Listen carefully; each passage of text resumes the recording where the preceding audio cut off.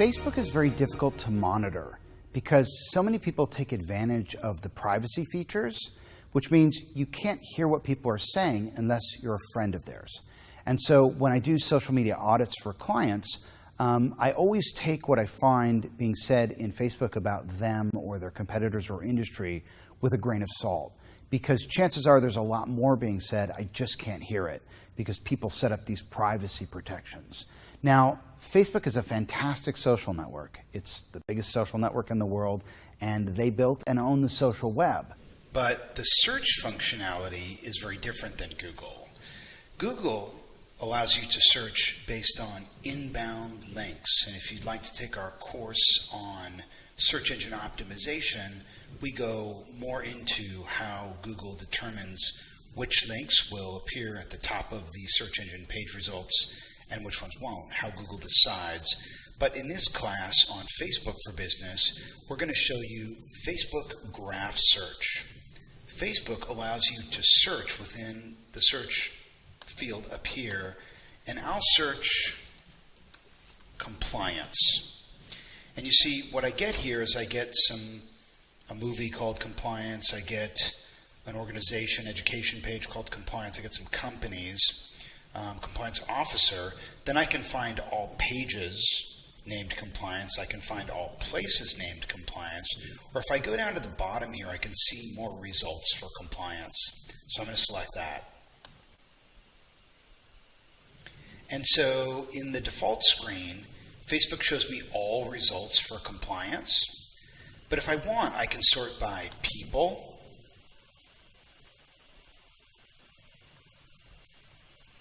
and these are people that have compliance in their username.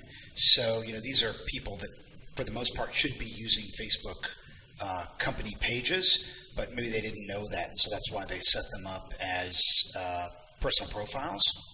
Here I can go to pages with the name compliance in them. So I can see all of their pages with organizations that have the word compliance in their name. I can find groups, and so this could be a good way for me to locate other Facebook users who want to network around the subject of compliance. You can see this is an open group, which means anyone can join. This is a closed group, which means you have to be approved by the community manager.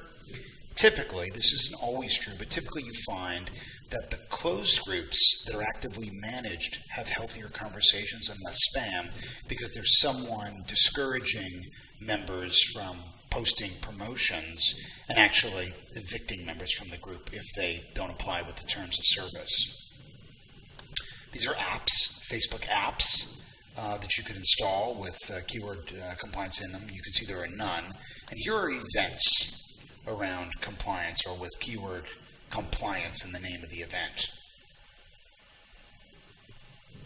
Unfortunately, there is no way to use Facebook Graph Search to search individual status updates. So you'll only be able to search people, pages, groups, apps, and events. And that's Facebook Graph Search. As you can see, fairly anemic compared to Google Search. It's not easy to search within conversations on Facebook. Now, if you have budget and you can afford a social media monitoring platform, there are several platforms that will allow you to monitor public status updates. In order for you to monitor and collect status updates with keyword compliance in it, they would have to be shared by members of Facebook that you're either a friend of or who have set their Facebook profile to open so anyone can see it public. If you have budget and you want to do a social media monitoring exercise, there are a number of platforms. It's a very competitive marketplace that will allow you to monitor and save records of public status updates. And we actually have a separate class on social media monitoring that covers 5 popular social media monitoring platforms. So you can check that out at complysocially.com if you're interested in learning how to undertake some sort of a formal social media monitoring exercise. So what's the reason to be on Facebook for business? What are the objectives? Why do you need to be there? What are you going to get out of it? Well, there's really three things from a business standpoint that you're going to get out of Facebook.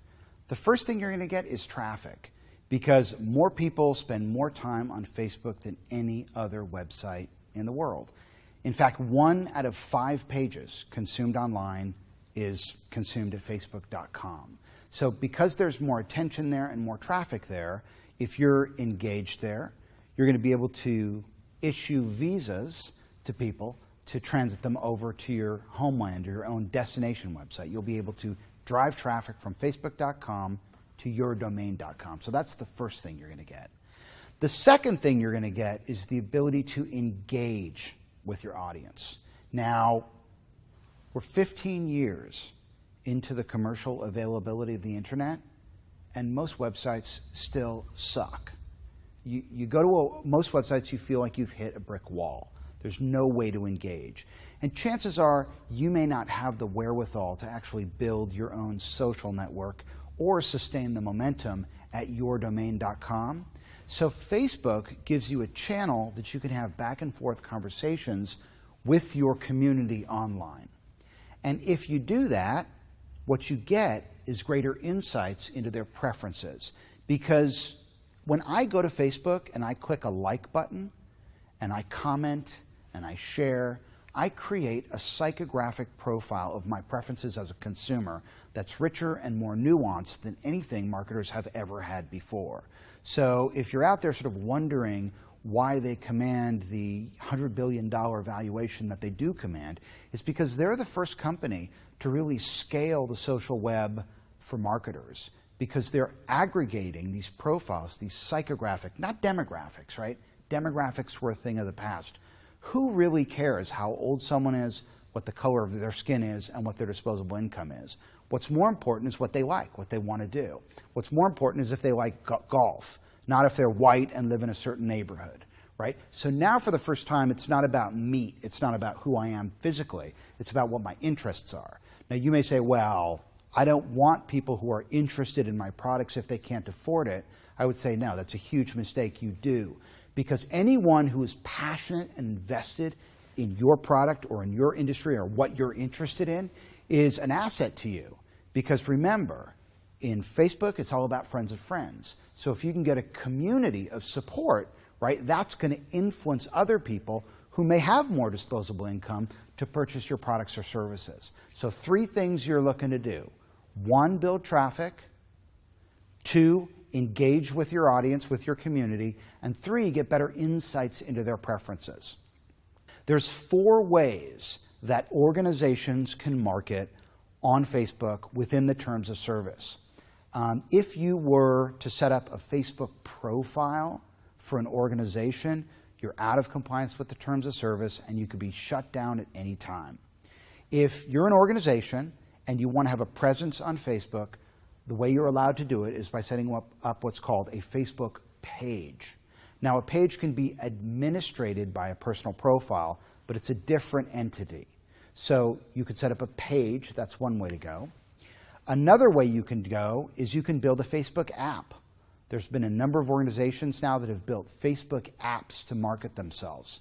A number of the sports leagues have done excellent jobs giving you the ability to import sports scores and team stats right into your Facebook timeline.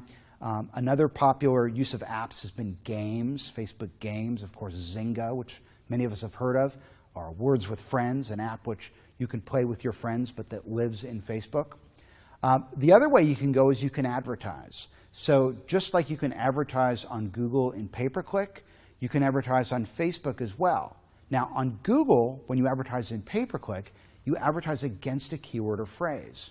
But in Facebook, when you advertise against psychographic preferences. And that's very profound, because now you can have just ads show up at people who work for a certain company, let's say. In fact, I believe there was a guy who wanted to work for Mashable.com, which is a website where they cover social media. And I think he ran a Facebook ad that just showed up with people that worked at Mashable.com. And I think he pretty much landed the job, so legend has it. And then the 4th way you can go is you can use the Facebook Open Graph to extend the functionality of Facebook to a destination website. If you've ever gone to a website and seen a Facebook like button and clicked it, right, you've just basically published to your newsfeed that you like that page, and you didn't even have to leave that page and go back to Facebook and do that. So it extends the functionality of Facebook because it lets you publish a story or a status update to your newsfeed that you liked that page without even leaving that page. So there are a number of organizations that have built custom uses of Facebook Open Graph that are quite profound. If you go to imdb.com, which is the Internet Movie Database, and you like a movie there on Facebook, you can see if any of your friends have liked it as well. You'll see their little thumbnails there, if they're your Facebook friends and they've liked that movie as well. And we'll show you towards the end of this course today some more interesting, forward-looking integrations of Facebook Open Graph that some companies are doing. But these are your 4 different options if you're an organization you want to market on Facebook. Facebook page, Facebook app, Facebook ads, or the use of Open Graph Connect to extend the functionality of Facebook to your own destination website. The most popular channel that organizations take advantage of when they're using Facebook for Business is the Facebook page. So Facebook page, here you see one up on the screen. This is a basic format, and the format has recently changed because Timeline, which was assigned to personal profiles, was recently assigned to pages as well.